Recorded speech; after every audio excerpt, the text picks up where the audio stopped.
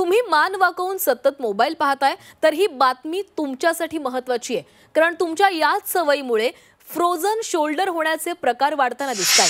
कानपूर पीजीआयच्या अभ्यासातून ही माहिती समोर आलेली आहे।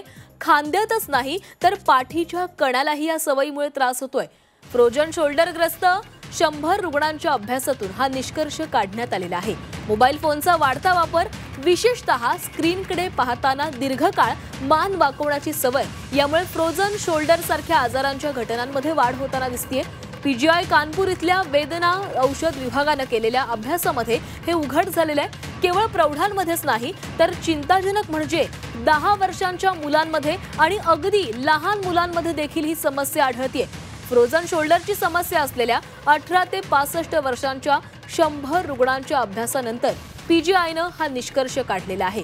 फ्रोझन शोल्डरच्या लक्षणांसारखी स्थिती असली तरी मूळ कारण खांद्यातच नाही तर पाठीच्या कण्यामध्ये देखील असल्याचं पीजीआयनं सांगितलंय।